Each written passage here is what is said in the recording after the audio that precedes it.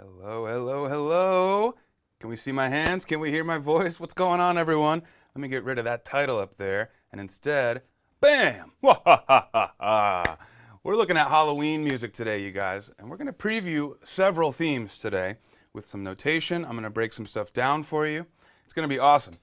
Aiden is not here today, so I'm going to ask for your guys' help to just leave me a comment here. Let me know if you can hear my voice okay and the keyboard.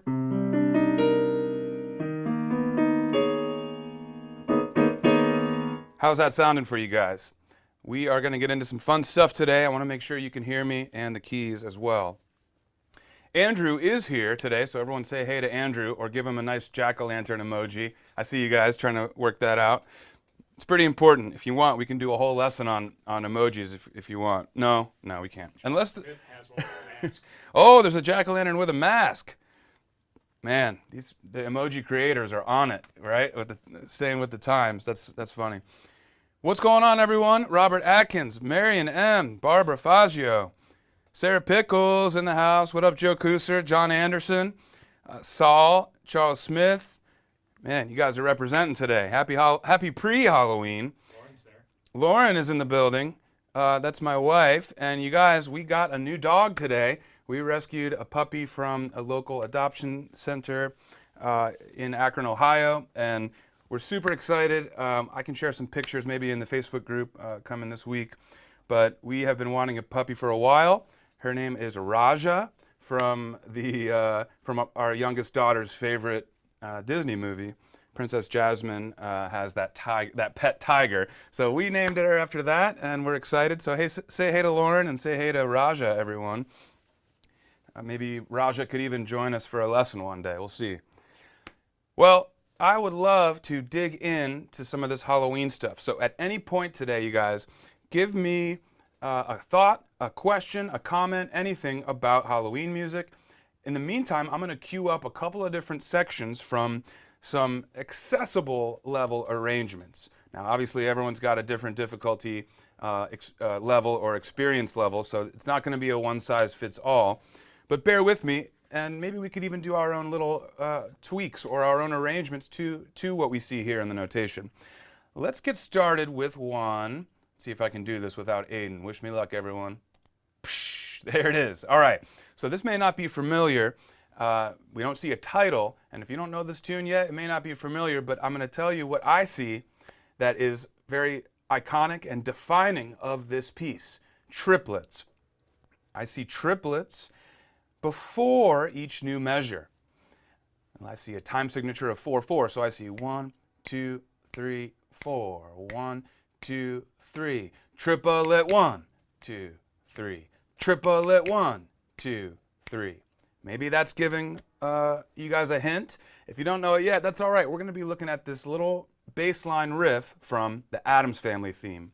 And I thought this would be a fun one because I often hear questions from you guys and from elsewhere about some things to do to give extra practice to the left-hand fingers, especially the weaker ones. The consensus is you just have to find material that works those fingers out more than the other ones. And I thought this would be a fun intro to learn because not only is it all left hand, but it requires some right hand, but not on the piano. So there's going to be some hand independence and some syncopated rhythms, but only the left hand is playing the piano. So let me show you what we're looking at here. This particular arrangement has this in the key of G. And here's what we're looking at in the bass clef only. Then we'll get to the right hand. A 1, 2, 3. Rest, rest. Rest, rest.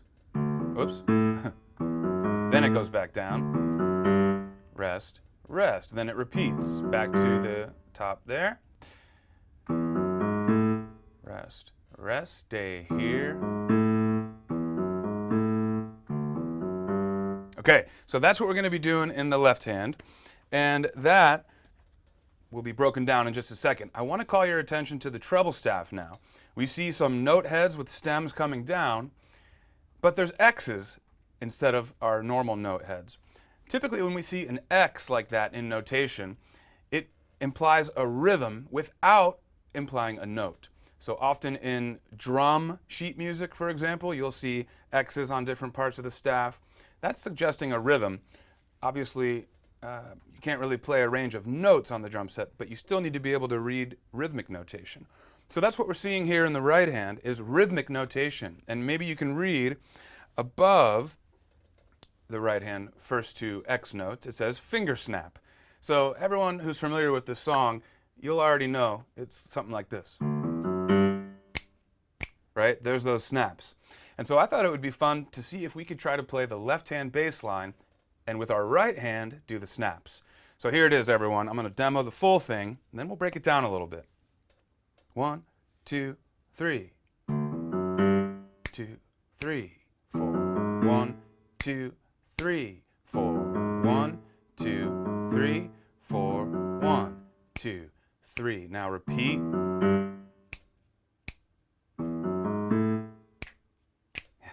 Thanks, Andrew.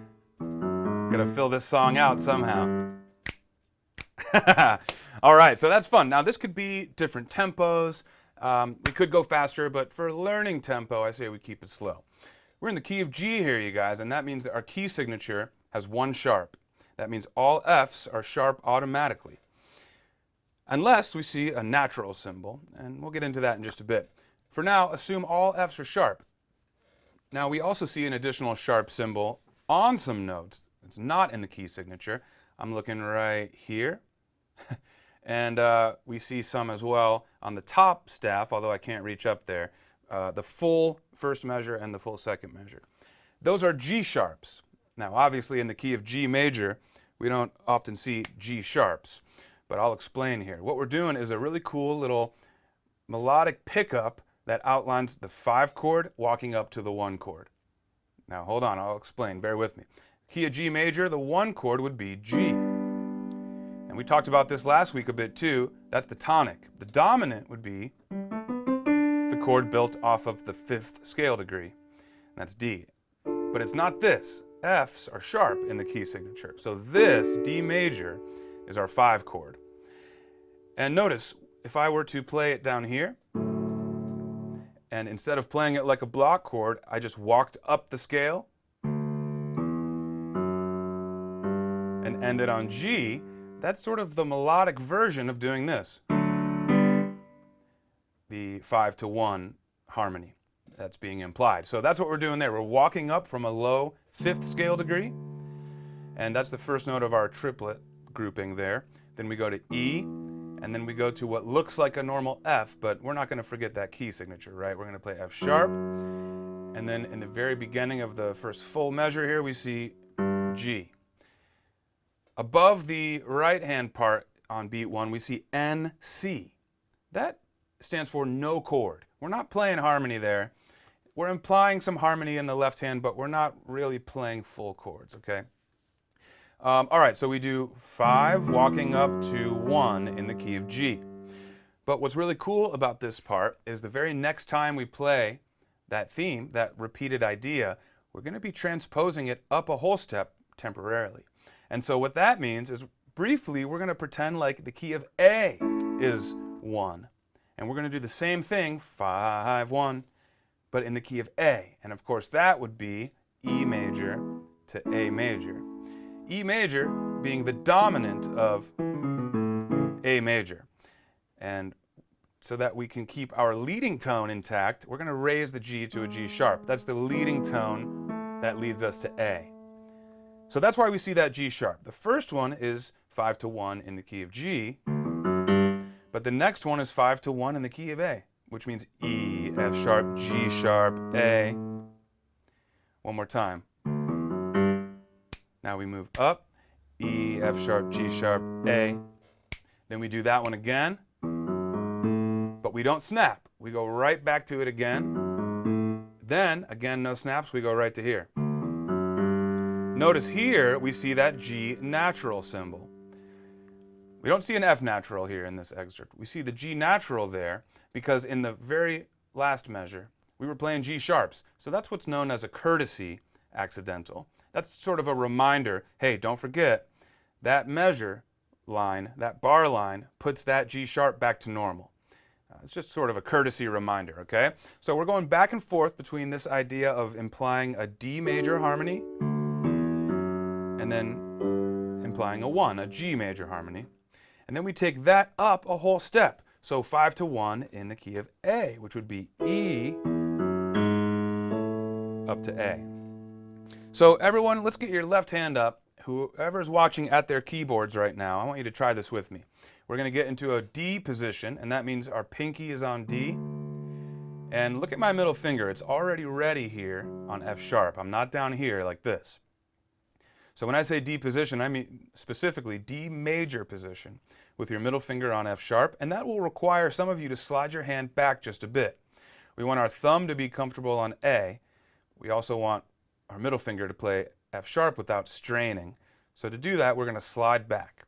And I want to practice this. Ready? 5 on D, 4 on E, 3 on F sharp, and 2 on G. We're going to get into the triplet rhythmic feel in just a bit. For now, I want you to get comfortable in that position, and I want you to be able to independently play each of those 4 notes in a relaxed way. So I don't want this.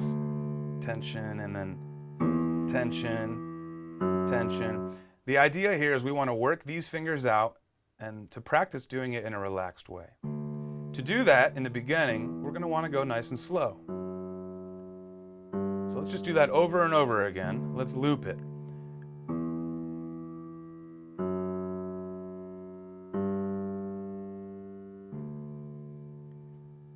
You guys want to join along with me? I'm going to do it a few more times. Jump on board here.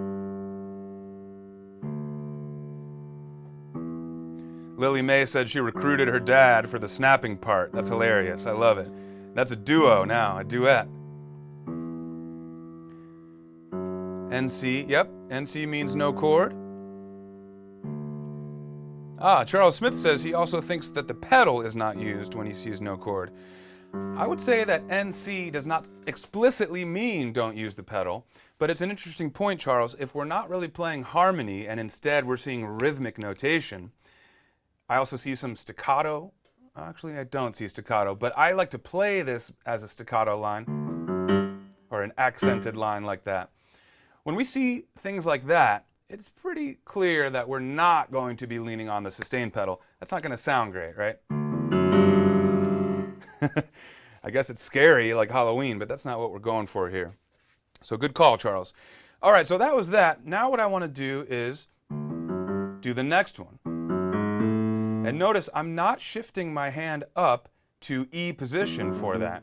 Instead, I'm going to stay in this same D position. But the main difference here is that I'm going to bring my second finger up to G sharp, and I'm going to use 4, 3, 2, 1. So you could think about this hand position as being sort of a master position for both of those shapes. The first one goes 5, 4, 3, and then 2 on G natural. And then we're going to not move our hand. We're going to push 4 on E, 3 on F sharp, 2 up to G sharp, and then thumb on A. Okay? So let's try that one, the second one. Starting on E, we're going to go 4, 3, 2 on G sharp, and then A on 1. Okay? We're going to repeat that a few times now. Jump on board, guys. Let's try this together.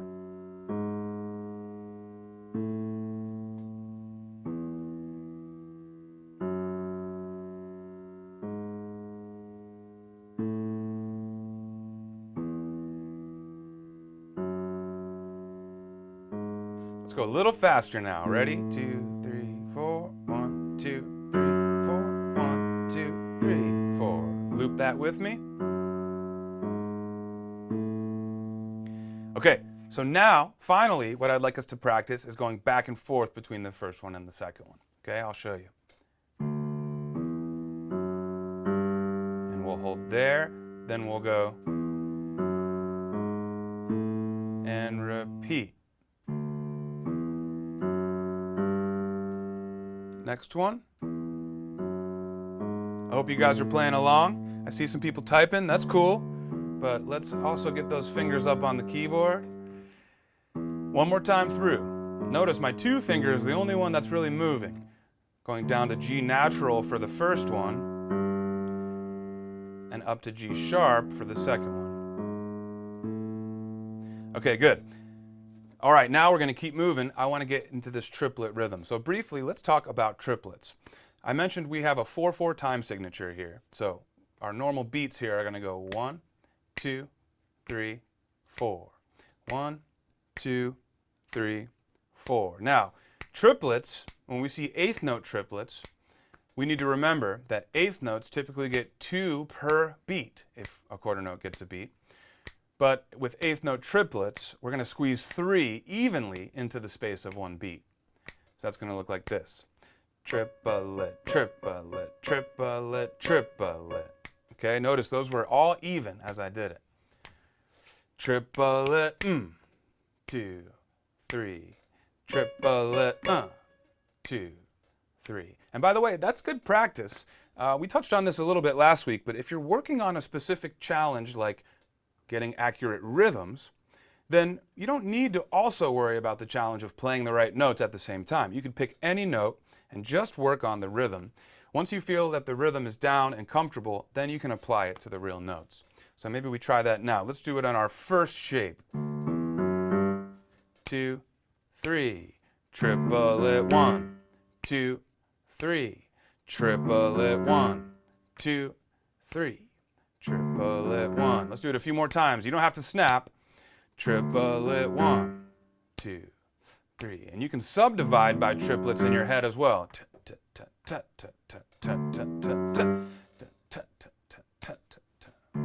All right, now we're going to change to the next shape, you guys. Triplet, 1, 2, 3. Triplet, 1, 2, 3. Triplet, 1, 2, 3. Triplet, 1. Now let's go back to the other one. Ready? Triplet, 1, 2, 3. Triplet, 1, 2. Now back to the other one. Triplet, 1, 2, 3. Last time. Okay, we're almost there playing this full arrangement. So the only thing left to do is say goodnight to John Smith. Just kidding. Good night, John. It's late in the UK. The only thing left to do here is to look at this measure right here, right above my hand. And what that's going to do, we need to really work on this because it doesn't have the rests in between, so we need to move quicker. I'll play it through one more time for you and show you what I mean from the beginning. Ready? 2, 3, 4, 1. Triplet, 1. Ready? Triplet, 1, triplet, 3, triplet, 1. Okay? So that's what we need to do there. That's the tricky part, but I'm going to leave that to you guys to practice. Once you get that down, you can work on speeding it up.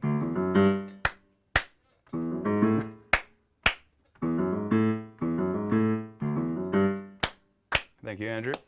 Okay, so that was fun. What I'd like to do now is switch it up, you guys. Let's keep it moving. We're going to switch gears, and we are going to look at the Halloween theme. I know we've talked about this a bit. Check it out. We've talked about this already a bit in terms of like the general, like what kinds of harmony and rhythm does it use, but we haven't looked at a specific arrangement yet. And so I wanted to take a look at this one here. And of course, this is just a little excerpt, just an 8-bar excerpt.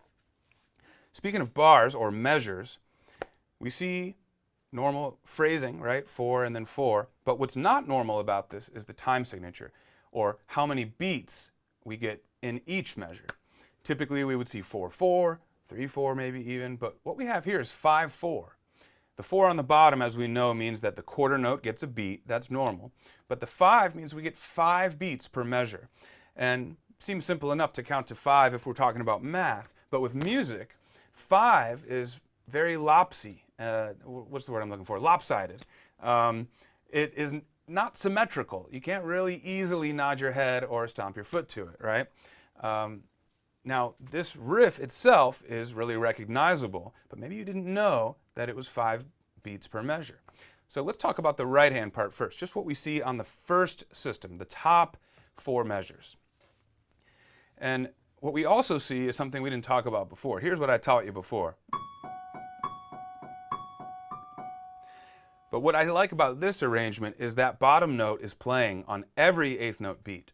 Sometimes you play the top note with it, like that. Other times you're just playing the F sharp. So the F sharp actually can keep your steady pulse. 1 and 2 and 3 and 4 and 5 and 1 and 2 and 3 and 4 and 5. Okay?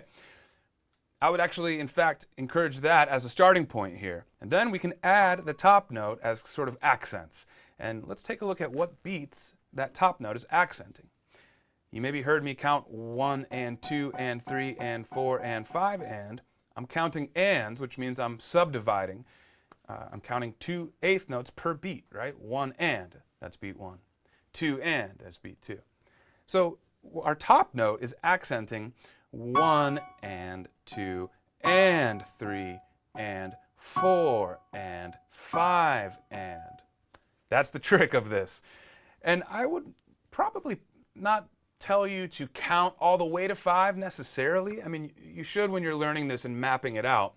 But when I'm playing this, I'm not counting 4 and 5 and every measure. Instead, I'm just thinking of the groups of eighth notes. And I know David Sides would appreciate this because this is how he likes to subdivide all the music that he's playing.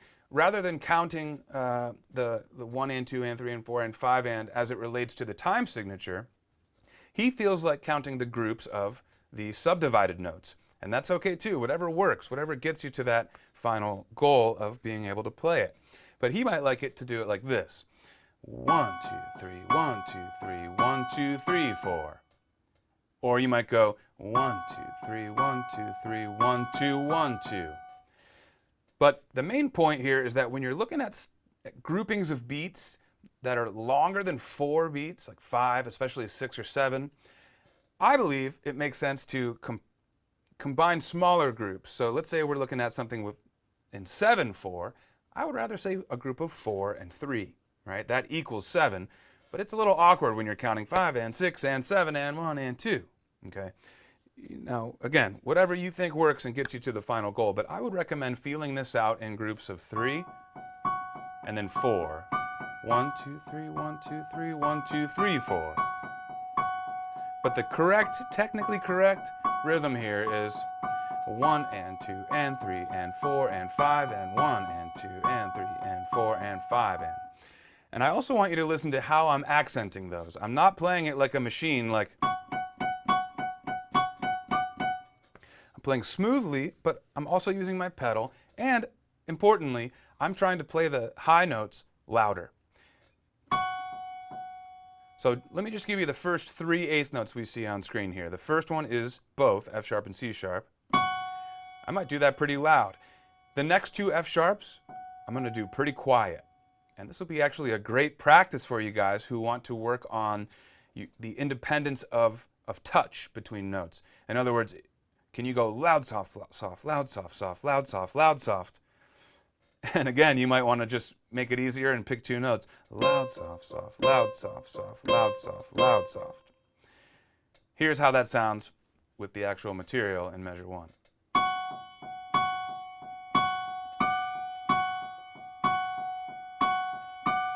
So you want to give the impression that there's 2 separate things happening. One is just this. A really quiet, steady thing. And then you have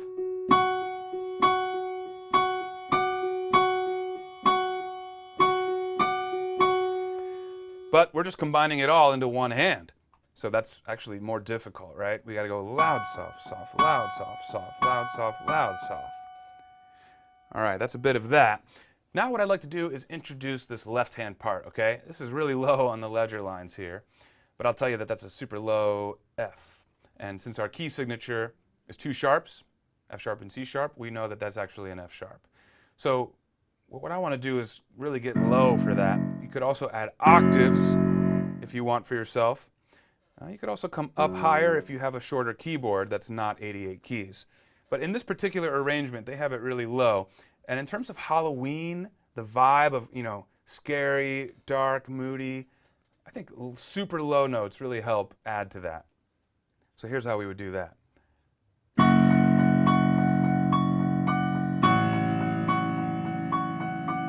We'll get to the next part in just a second. But man, when that low note really crashes in, It's really effective, right? So what I'm going to do is just play the first six measures we see on screen here.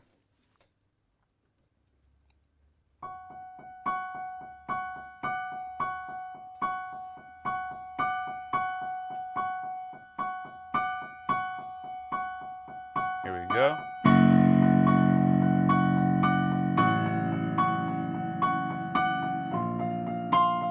Then we get into that.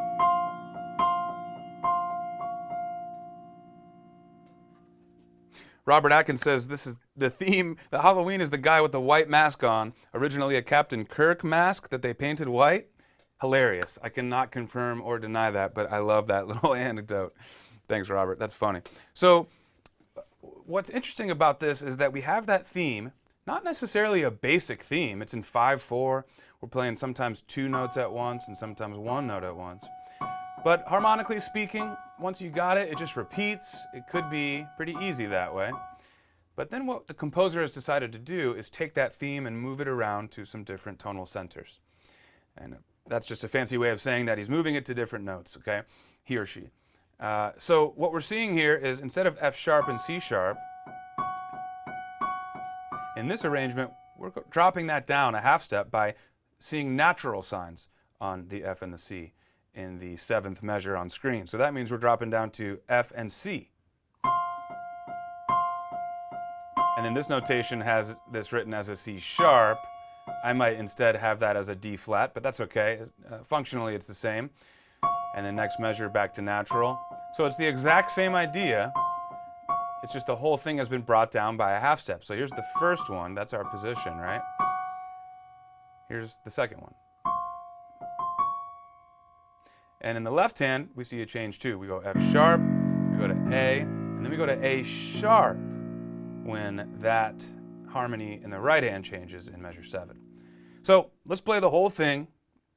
And if you just want to play the left hand, or if you just want to play the right hand, or if you want to try both, wherever you're at right now, go for it.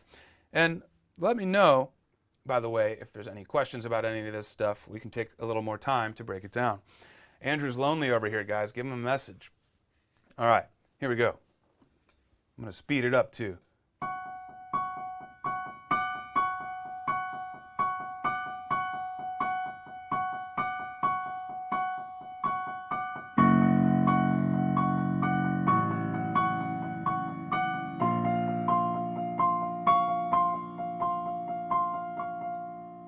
Pretty cool, right? Charles says that he's trying to think of any other songs in 5/4. He said, I think the Beatles did some stuff in 5/4. That's definitely possible. You know, 5/4 is one of the odd meters for a reason, and therefore there's not a ton of stuff written in 5. At least. Oh, good call. Andrew said the Mission Impossible theme. Remind me, sing that riff real quick. He said he doesn't know it. He just remembers it's in 5. I think it's like.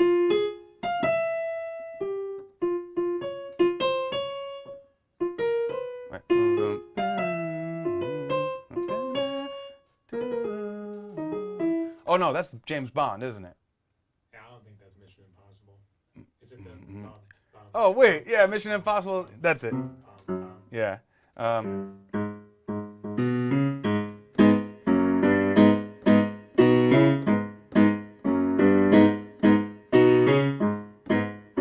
then it's like.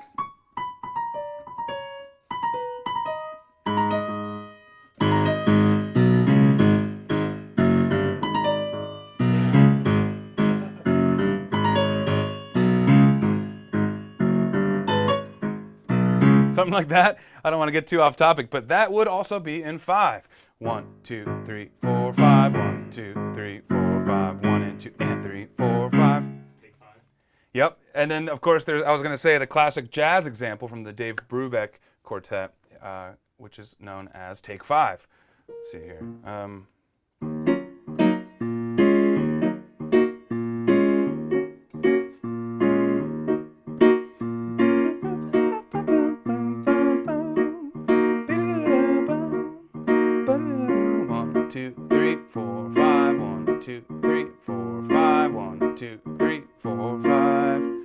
So that's some of that. But yeah, 5/4, that's the trick, you guys.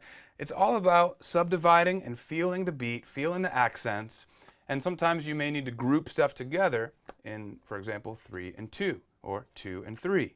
That can add up to 5. So like Mission Impossible, 1, 2, 3. 1, 2. Put that together. 1, 2, and 3. 1, 2, 1 and 2 and 3. 1, 2, 1 and 2 and 3. And then here, it's actually the same idea. 1 and 2 and 3 and 4 and 5, and you could think about that as 1, 2, 3, 4, 5. 1, 2, 3, 4, 5. Okay, I think you guys are ready for a little thing called a pop quiz. So we talked about the Halloween theme. We've now played through it with an actual arrangement. And we didn't quite talk about this little detail today, but we definitely talked about it last week. And that was talking about the scale degrees that we use to form this melody. And so in this arrangement, we're up here in F sharp, C sharp, and D. But really, this will apply to any key that we might play this song in. We talked about the melody notes being the something of a key, the something of a key, and the something of a key. Okay? If we're in a minor key, let's say C, let's say A minor. That's the easiest for people to visualize, I think.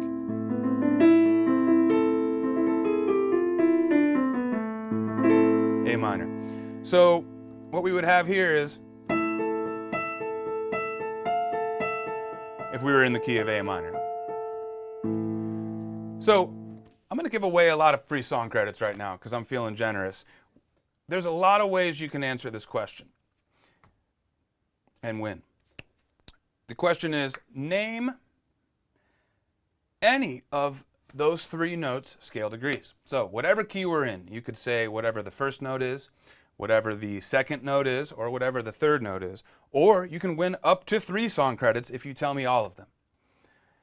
I hope that makes sense. But what I'm asking for is it the 1 of the key, the 2? Is it the 5th scale degree of the key, the 6th scale degree of the key?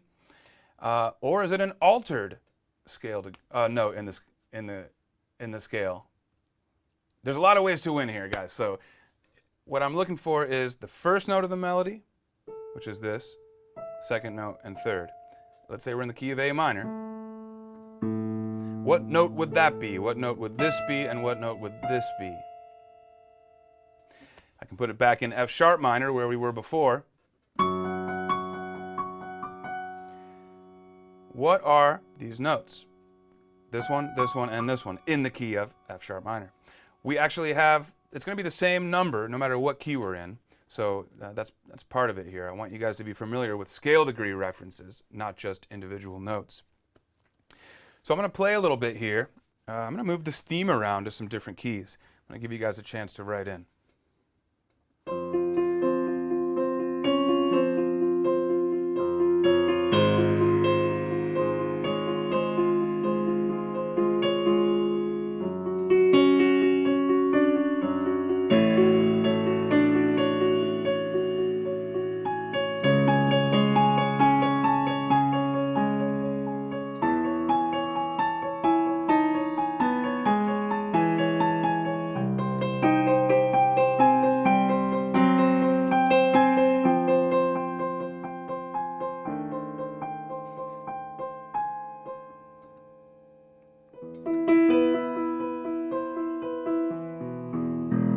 All right, I'm seeing a good amount of answers in. So let's break it down. All right, the correct answer, you guys, and I'm going to give away several song credits here. The correct answer is we have the 1, so F sharp minor. The first note is F sharp. That's the 1 scale degree. 1, 2, 3, 4, 5. The 5th scale degree is the other one.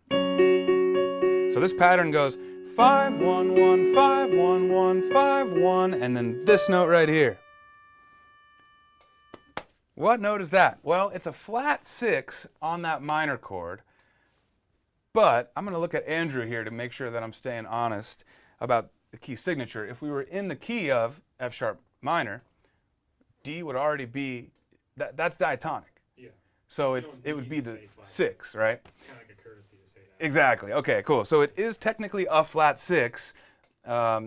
in relation to that chord, but it's not an altered note out of the key signature. So a 6 would work, flat 6 would work. And let's see what we got. So Robert Atkins says 1 is D.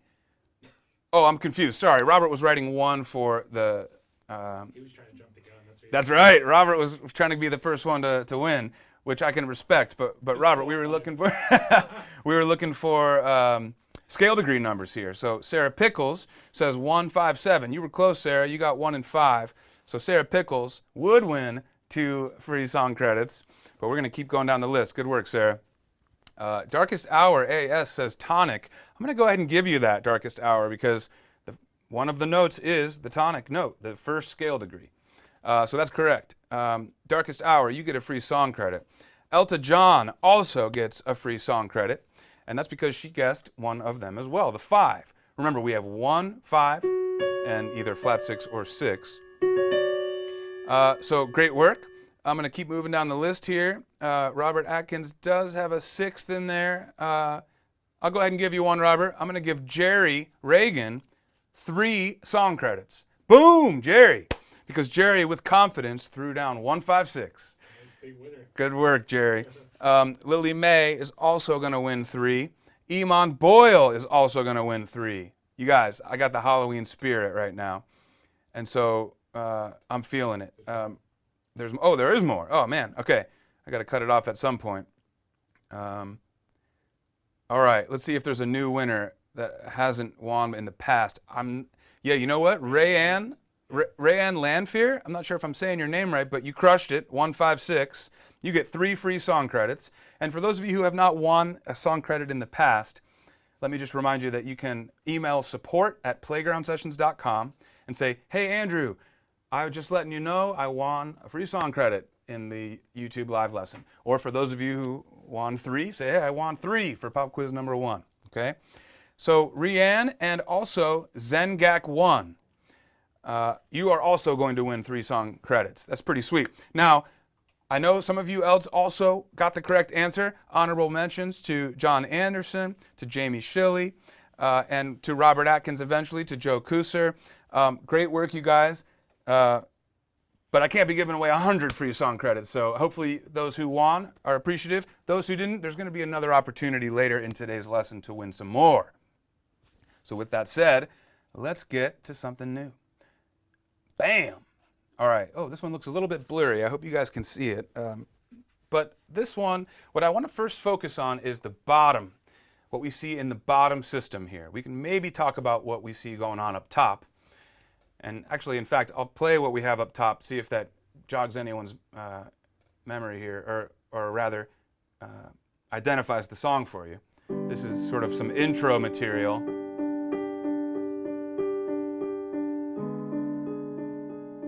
It almost sounds like some classical stuff.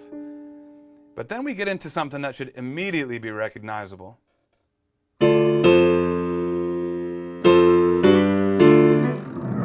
Ha! Who knows it? It's not a free song credit question. I'm just wondering if anyone's got it. Rianne, you're welcome. You won 3 song credits. Make sure you email support@playground. Oh, see, Andrew already beat me to it. Good work, you guys. Yeah, trick or treat. That's right. That's right, Joe. That was some candy for you guys for your candy buckets. All right. So Iman's got it. That's Thriller. So there's a lot to Thriller. This is a Quincy Jones production. It's an MJ song. There's a ton to this song. It's one of the reasons why I believe it's the highest selling album of all time.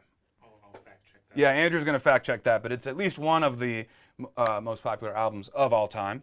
And there's a lot to it. So we're obviously just going to be skimming the surface here, but I believe that that little riff that we see here in the 5th and 6th measure here on screen right here is one of the most identifiable parts of the song. So I want to give you guys that little tidbit for today.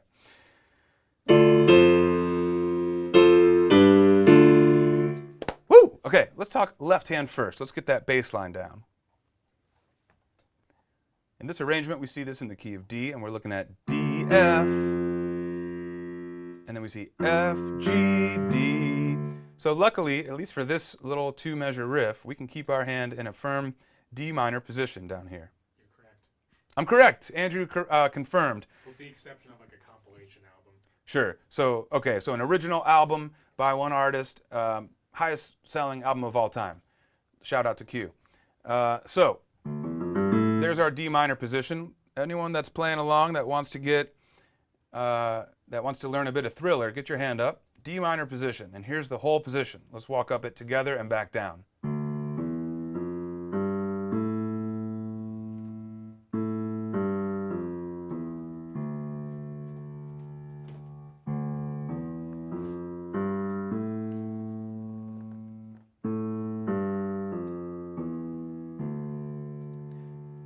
Dag Lovas says, after 1 month playing in the Playground app, I'm now considering canceling my big concert in the Carnegie Hall next month. Might need a little more time. Dag, I've been playing for 20 plus years. I still need some time before I play at Carnegie Hall, so be patient, my friend. But I'm glad to hear that you've been in the app for the last month. Let us know how you're liking it. All right, so D minor position. Now here's what we're doing. D, F, and that's going to be 5 to 3. We're skipping our fourth finger. We also have a bit of a syncopated rhythm here. We're playing a dotted eighth note and then a 16th note on F tied to a dotted half note. So once we hit that F and we tie it over, it's easy. We're just holding it down till the rest of the measure. But if you want to be able to play the first part of this measure rhythmically accurately, then we need to subdivide by 16th notes. 1 E and a, 2 E and a, 3 E and a, 4 E and a. I was playing the beat, but I was saying all of the 16th note subdivisions. And what we would do when we go to play this is 1 E and a, 1 E and a, 2 E and a, 3 E and a, 4, 1 E and a, 2 E and a, 3 E and a, 4. Okay? Now, what we see in the next measure, significantly easier. All quarter notes. F, G, D, and with our fingers we're going to play 3, 2, 1. So we'll put it together. 1, 2 E and a, 3 E and a, 4 E and a, 1 E and a, 2 E and a, 3 E and a, 4, 1 E and a, 2 E and a, 3 E and a, rest. Try that with me, you guys. Ready? 2, 3, 4. 1 E and a, 2 and 3 and 4. Again. 1 E and a, 2 and 3 and 4. 1, 2, 3. All right, that's that. Now, the right hand, as we can see, is a bit trickier, at least because we're playing more than one note at a time. So right off the bat, we're playing chords in the right hand. But rhythmically speaking, it's the same as what we just learned in the left hand. So that's going to be a little bit easier this time. Let's walk through each one of these chord shapes one at a time. Here's our first one. D minor triad. And we're doing it in first inversion here. We've got the D on top. And I see a question from Elta John asking why this is in D minor. Good question. Part of this is that we don't really have a key signature here that would tell us that it's firmly in D minor. And that may be because we move around to different key centers throughout the song, or it might just be this particular arrangement forgot to put the key signature on. Either way, there are a few things that I'm doing here to anchor us in D minor. There's a few things that I see in the music and hear in the music that inform me that it is in D minor. And first and foremost, that's our first and last chord of this little riff that we have here.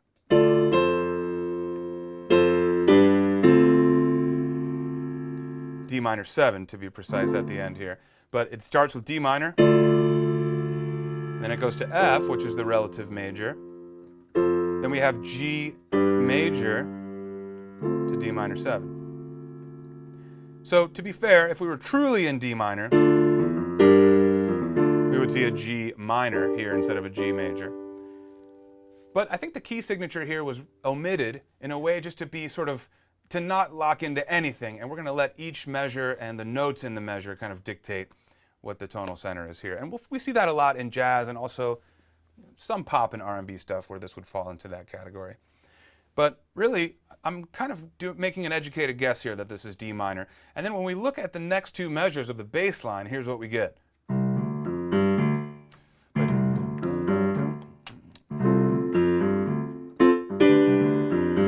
Okay?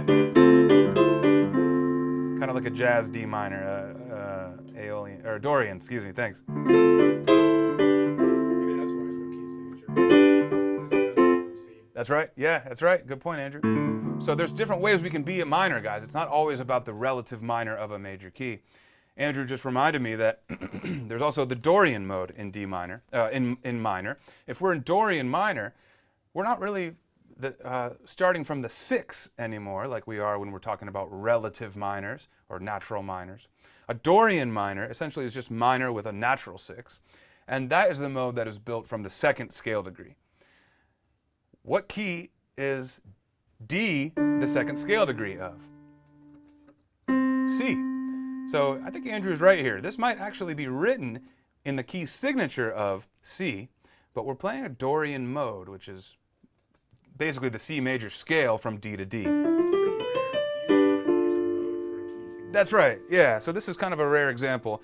But yeah, nonetheless, once we get into the riff, the verse, it's after midnight. That's D, E, F, D, again outlining D minor, and then the bass line is just really hammering home that D. When we see a lot of Fs in here, like we do here, there's a whole F chord. F is the minor third of D minor. So really, again, strengthening that relationship there, that minor interval. All right, so let's get back to these chords. The first one is D minor in first inversion. Charles Smith says Dorian is the happier brother of Aeolian. I love it. That's true. Aeolian kind of gets a bit mopey, right? This is Aeolian.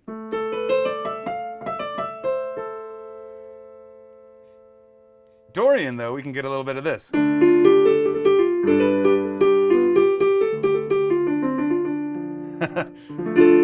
I think about Dorian as having minor 1 with a major 4.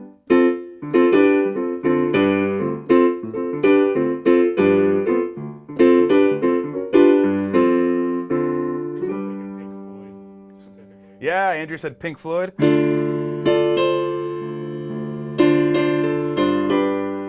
D minor to G major, if it was in that key.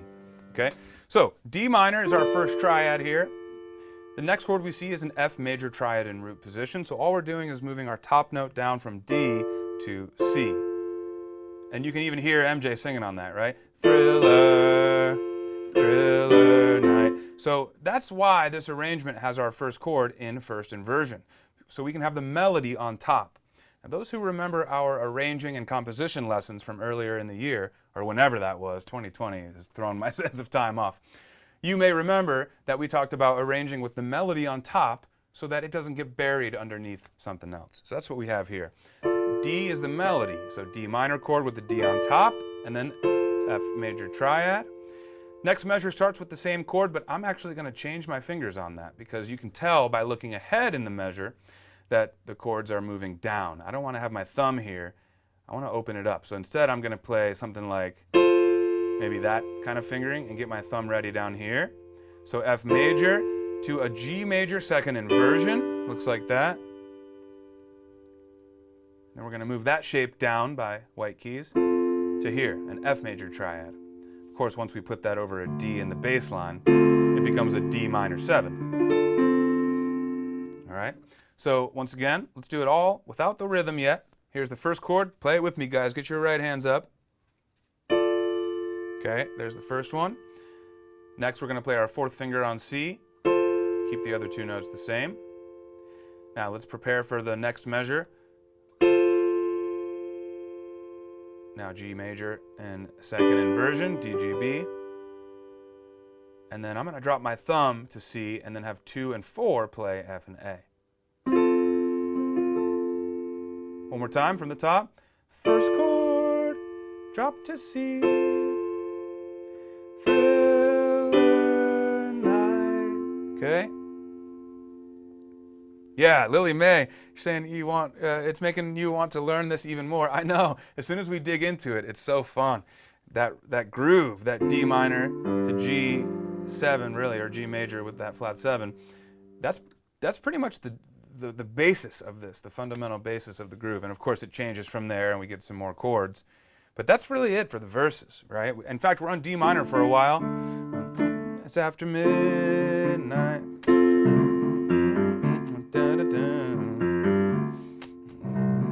then we go to the 4.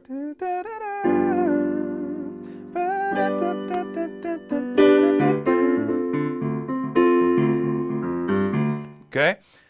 All right, I'm going to put this together quickly, and I'm going to give you guys one more chance to win some free song credits. And we're going to forget the top 4 measures here because we're kind of running out of time.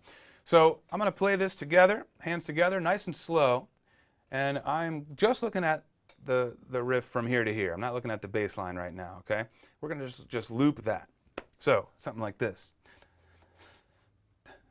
1, 2, 3, 4. 1 E and a 2. Try that again. 1 E and a 2 and 3 and 4 and 1 E and a 2 E and a 3 and 4 and ready again. Here we go. 1 E and a 2, 3 and 4. 1, 2, 3. Okay, last time. And 2 and 3 E and a 4 E and a 1 E and a 2 and 3 and 4. 1 E and a 2 E and a 3. Okay, now that really is the trick of this. The rhythm between the first chord and the second chord, especially when we speed it up. 1, 2, 3 E and a 4 E and a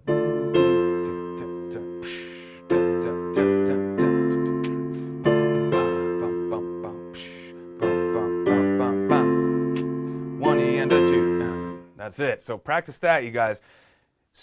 Slow the speed down quite a bit on your end. In fact, don't even play it with even timing until you already have the chords and the bass note feeling good, the hand position, the fingering, all that.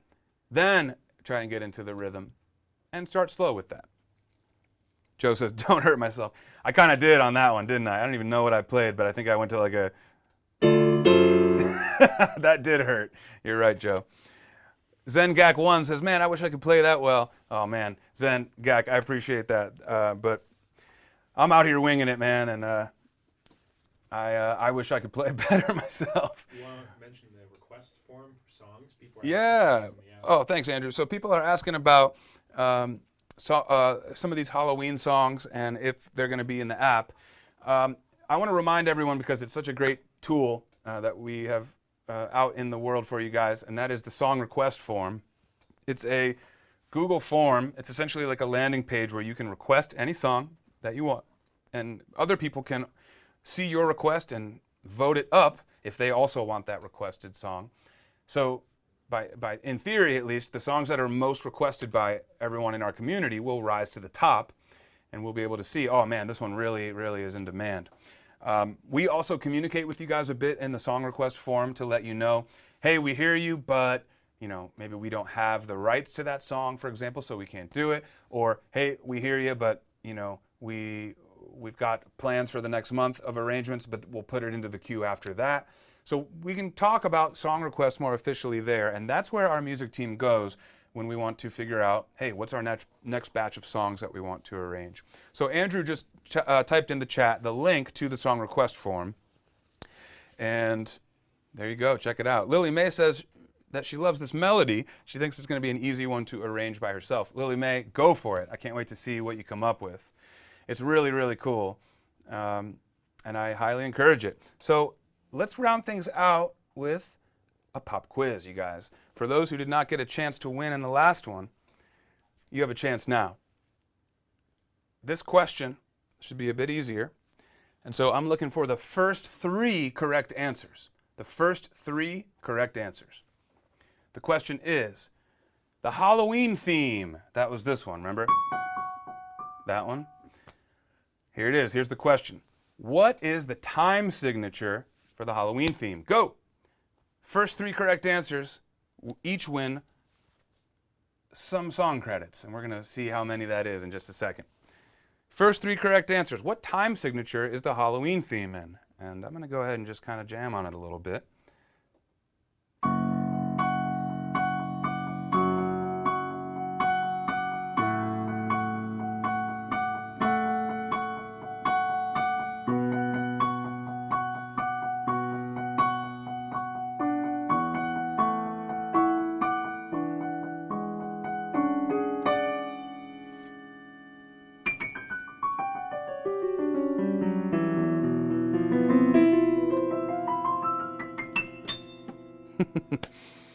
You guys rock. Look at all these correct answers.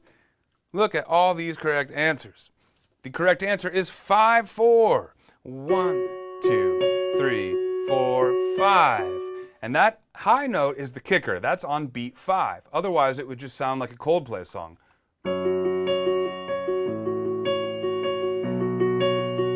Right? It would sound like, how's it go again?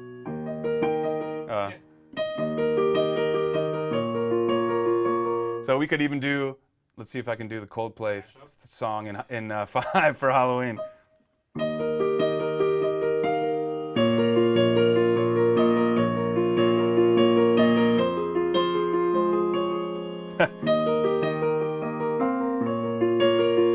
Anyways, I'm getting distracted. Sorry, guys. But the correct answer is 5-4. That high note is the kicker. 1, 2, 3, 4, 5. And so, Joe Kuser, number 1 correct answer. You get 3 song credits for getting it first. Iman Boyle. Wait, did Joe win in the last one? I'm already forgetting. I know Iman won before. So Iman, you get 1 free song credit for getting it right, even though because you won before. Joe didn't win. He didn't win before. Joe did not win. Joe's getting 3. Darkest Hour AS, I want to say won something, but you're going to get 1 song credit here for this one as well. Robert Atkins, I don't think won up front. So Robert, you're going to get 2 song credits. I'm just making this up as I go. Science and Lies, first of all, awesome name. It's intriguing. 5-4 is the correct answer. That's a new name in the chat here, so you also are going to get 2 free song credits for your correct answer.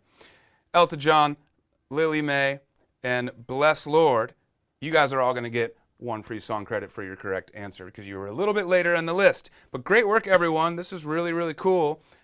Iman, hey, it's up to you. Iman's generous in saying that he wants to donate his, but you earned it. If you want that extra one, Iman, that's your call. It's always everyone's right. You don't have to redeem them. Or if you don't have the interactive app,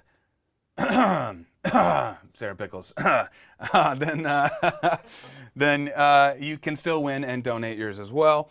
But you guys, I was in a trick-or-treat, handing out candy type of mood today, so ton of song credits handed out today. And you know what? Next week, we're going to be continuing with a bit of Halloween music. And I'm going to, I think I might pull up a couple of other themes. It also seemed like people were digging Thriller, so maybe we'll dive into the next section of Thriller next week. After that, I think we're going to get into some reharmonization. Remember that? We're going to get back into that here as soon as Halloween is over. And at that point, we might even be getting into holiday music, you guys. This year has been crazy, and we're already flying by. So we're going to leave it there for today. I'll see you next week for more Halloween fun. By the way, if anyone has any Prelude and C questions, comments, whatever, hit me with those in the chat too. We're still going with that, of course, and so if anyone needs help along their way, I'm happy to continue to help, even though we're getting into some new topics. All right, everyone. See you next time.